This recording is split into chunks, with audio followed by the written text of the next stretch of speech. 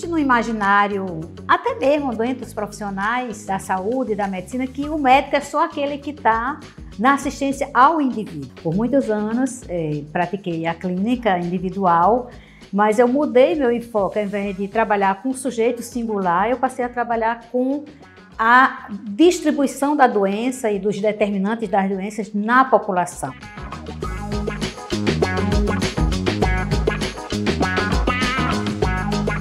O Recife não era uma opção de vida para uma filha de 2 agricultores do sertão do Seridó, no Rio Grande do Norte, de uma cidade com menos de 3.000 habitantes, Serra Negra do Norte. A principal migração da gente foi como migrante de seca para a cidade de Caicó, que era a cidade polo daquela região, ainda é uma cidade polo da região do Seridó, uma cidade com cerca de 30.000 habitantes. Então foi lá que a gente iniciou a escolaridade e fez até o 2º ano científico. E aí o 3º ano científico eu teria que migrar. É importante eu salientar que eu sou filha de 2 agricultores que tiveram 13 filhos. Eu sou a 5ª de 13. E assim, a gente não tinha outra opção a não ser voltar para o sítio para continuar trabalhando na labuta. A gente estudava em Caicó, mas em todas as férias e feriados a gente voltava para o sítio para ajudar na agricultura, colher algodão, milho, feijão, quando tinha chuva, né?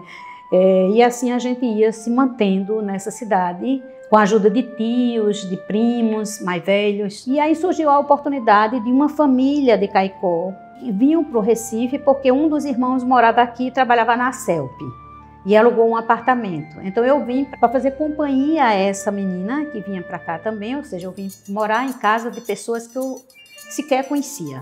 Então aqui eu fiz o 3º ano científico e era muito orientada a fazer engenharia, porque como eu era considerada, sabe aquela nerdzinha, ferazinha em matemática, porque eu dava aula de particular para as minhas próprias colegas de matemática. E aí, bom, fiz vestibular, não ia fazer para medicina, porque eu fiz a conta, então eu achava que eu não tinha chance nenhuma de passar. Mas o diretor do colégio que nos ajudou, ele disse, não, você vai fazer medicina sim. Bom, eu fiz medicina, passei medicina, só tinha um vestibular para fazer, que era na Universidade Federal de Pernambuco, e fiquei entre os 30 primeiros lugares do vestibular. Para mim foi assim, o máximo.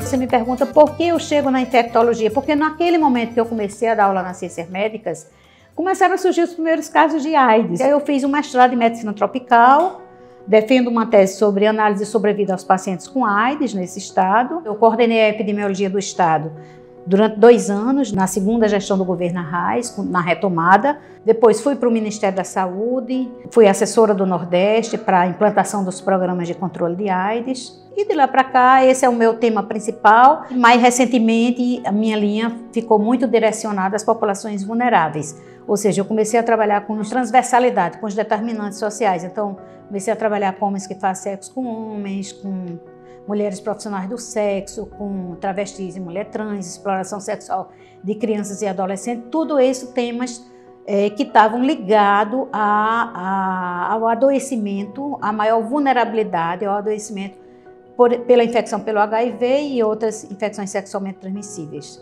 E recentemente eu participei como delegada da 17ª Conferência Nacional, o ano passado, como representante da Associação Brasileira de Médicas e Médicos pela Democracia, uma entidade que vem se contrapor ao negacionismo do Conselho Federal de Medicina.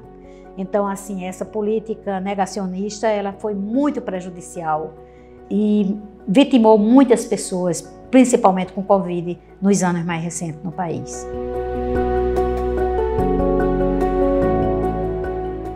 Eu sinto orgulho, sou muito grata a muita gente.